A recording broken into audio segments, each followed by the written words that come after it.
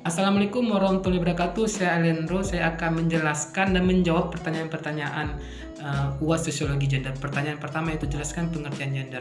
Gender adalah sikap, sifat, peran, dan posisi sosial yang didekatkan kepada laki-laki dan perempuan.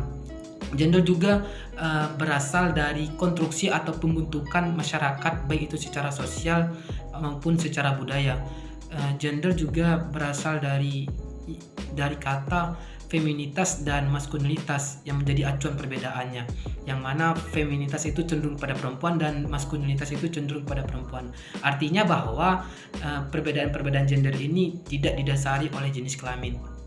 Contohnya yaitu laki-laki harus kuat, laki-laki tidak boleh cengeng, tidak boleh menangis, laki-laki itu tampilannya rambutnya harus pendek, harus bekerja keras dan mapan, sedangkan perempuan itu lebih harus anggun, baik hati, lemah lembut, harus berada di dalam rumah, mengurus anak, mengurus pekerjaan rumah dan mengurus suami dan memakai perhiasan.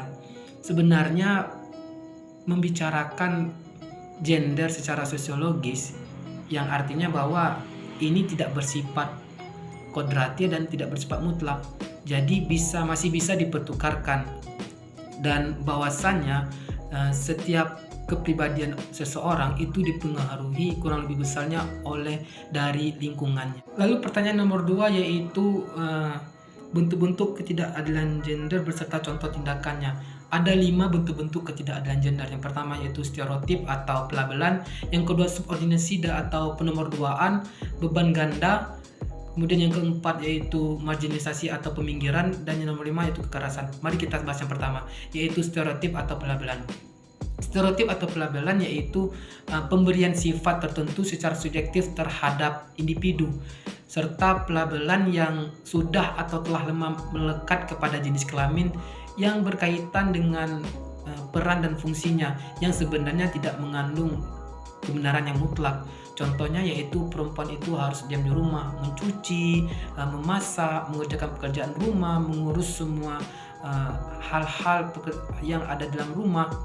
Dan perempuan itu cengeng, perempuan itu harus lemah lembut, perasa, sensitif. Sedangkan laki-laki itu harus kerja keras, harus mapan, harus kuat, tidak boleh menangis, tidak boleh cengeng, harus tegar.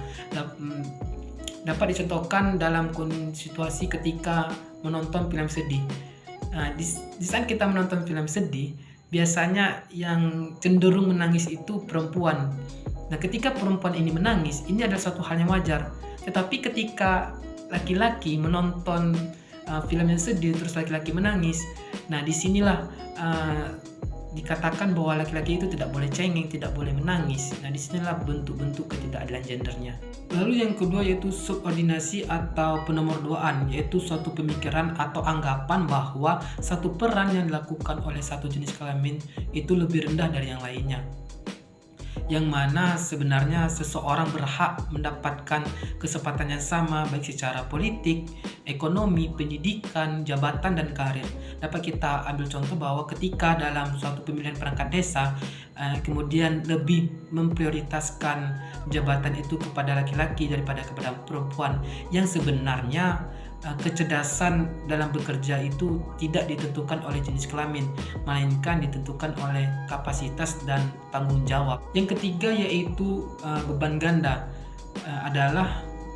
yaitu mengerjakan tanggung jawab dan tugas secara berlebihan, yang sebenarnya tanggung jawab dan tugas tersebut bisa dapat dilakukan pembagian atas laki-laki dan perempuan. Dapat kita ambil contohnya yaitu ketika istri telah mengerjakan pekerjaan rumah seperti mencuci, memasak, memeras rumah, menyapu. Itu setelah perempuan sudah melakukan itu semua, lalu mereka juga bekerja di luar rumah, mungkin karena ada satu tuntutan ekonomi atau hal lainnya, sehingga ketika perempuan sudah mengerjakan pekerjaan di rumah, dia juga harus terpaksa bekerja di luar rumah. Sedangkan laki-laki hanya bekerja, tidak melakukan pekerjaan-pekerjaan rumah seperti perempuan, yang sebenarnya pekerjaan-pekerjaan rumah pun juga bisa dilakukan oleh laki-laki.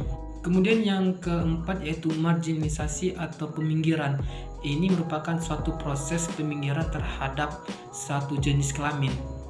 Dan biasanya ini cenderung kepada perempuan, yang mana perempuan dianggap tidak bisa mengerjakan sesuatu hal atau pekerjaan tertentu karena sudah adanya stereotip yang telah lama melekat kepada perempuan. Stereotipnya seperti perempuan itu lemah, cengeng, dan tidak bisa bekerja keras. Dapat kita contohnya yaitu pekerjaan pembangunan jalan, rumah, dan pembangunan gedung. Itu sangat jarang sekali kita temukan bahwa ada perempuan di sana. Terlepas dari perempuannya mau atau tidak, pun kalau perempuannya mau, mungkin itu akan dianggap melambatkan pekerjaan.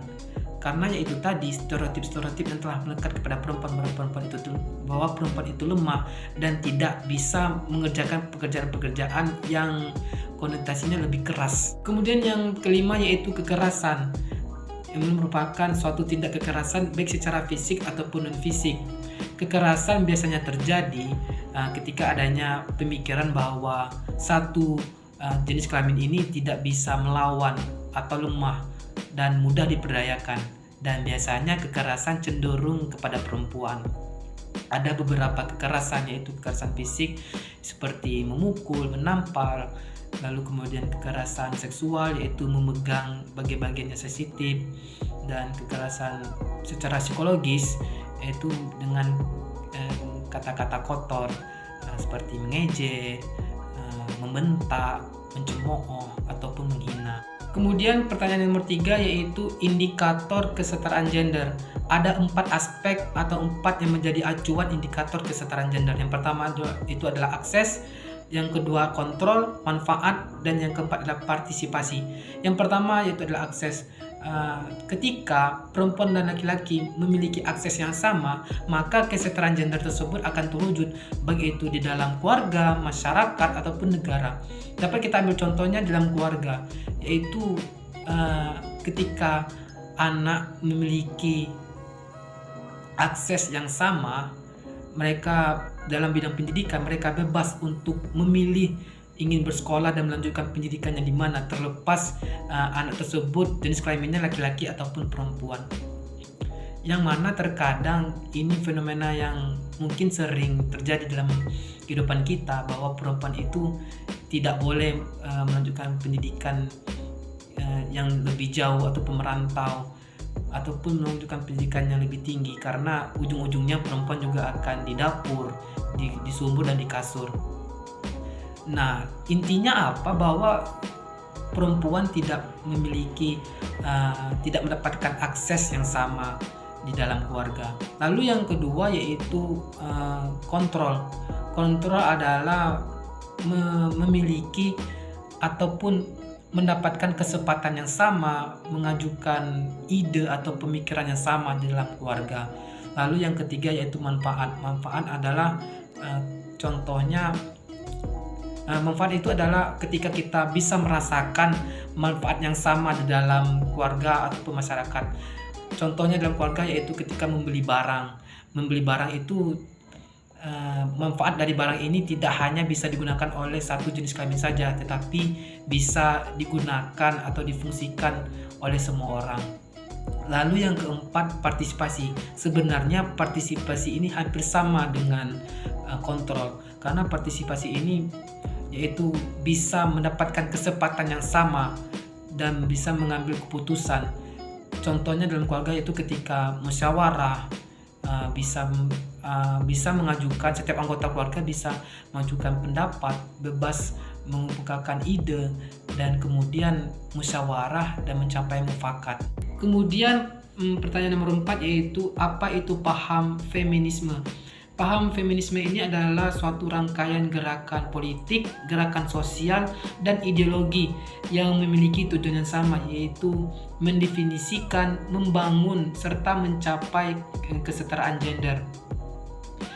Feminisme ini juga merupakan suatu bentuk perlawanan terhadap masyarakat yang lebih memprioritaskan sudut pandang dari laki-laki dan memperlakukan perempuan secara tidak adil.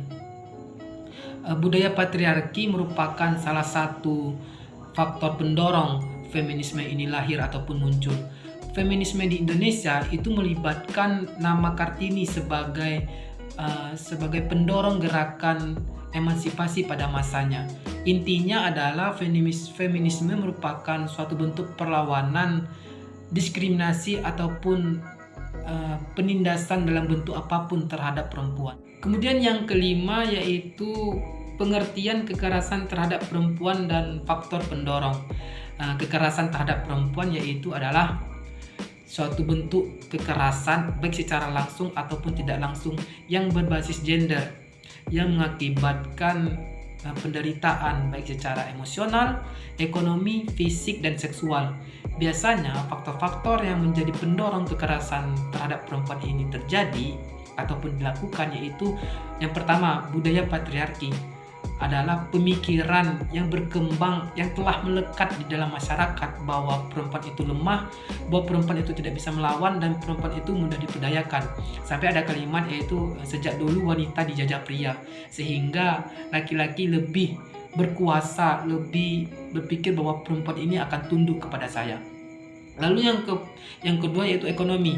Ekonomi juga merupakan salah satu yang menjadi faktor pendorong kekerasan terhadap perempuan terjadi ya. Terlebihnya lagi di dalam keluarga. Jika ekonominya sulit dan ekonominya rendah, maka kekerasan terhadap perempuan itu akan mudah sangat terjadi. Yang pertama yaitu laki-laki yang sebagai kepala rumah tangganya ketika ekonominya sulit, maka dia akan stres, pusing, dan melampiaskannya kepada perempuan sehingga terjadinya kekerasan fisik, mungkin memukul dan menampar porsi perempuan yang dianggap tidak berkontribusi terhadap kesulitan ekonominya tadi. Lalu yang kedua yaitu perempuan akan dianggap tidak bisa mengelola keuangan secara baik sehingga ekonominya menjadi sulit karena perempuan dianggap tidak bisa mengelola keuangan. Maka kekerasan ini sangat mudah terjadi dilakukan oleh si suami. Kekerasan seperti apa? Kekerasan yang secara emosional. Maka suami akan cenderung mengeluarkan kata-kata yang tidak mengenakan, seperti bahkan kata-kata kotor, mengejek dan menghina si istrinya. Lalu yang ketiga itu perempuan akan dikatakan tidak berkontribusi dan bahkan perempuan akan dipaksakan untuk mencari uang juga, untuk mencari nafkah juga karena mengingat ekonomi yang sulit. Sehingga ada beberapa fenomena yang kita temukan dalam masyarakat, yaitu suami memperdagangkan istrinya. Ini sangat miris sekali ya. Hanya karena ekonomi sulit perempuan menjadi korban dari tindakan seperti ini. Dapat kita simpulkan bahwa perempuan memang tidak bisa melawan jika dalam kondisi seperti ini, sehingga terjadinya kekerasan secara seksual. Lalu yang keempat yaitu tidak adanya kesetaraan gender, yaitu tadi faktor-faktor pendorong, adanya faktor-faktor pendorong dalam ketidaksetaraan gender seperti stereotip tadi, suborganisasi, marginalisasi, kekerasan. Nah, faktor-faktor ini berkembang dalam masyarakat dan sangat kental dan sangat erat dengan kita. Dan aspek-aspek dari indikator kesetaraan gender pun tidak terwujud dengan baik, seperti akses, kontrol, manfaat, dan partisipasi itu tidak terwujud dengan baik, sehingga kekerasan terhadap perempuan itu sangat mudah terjadi di dalam masyarakat. Mungkin itu saja yang dapat saya jelaskan pada UAS ini. Lebih dan kurang saya mohon maaf. Akhir kata dari saya, wassalamualaikum warahmatullahi wabarakatuh.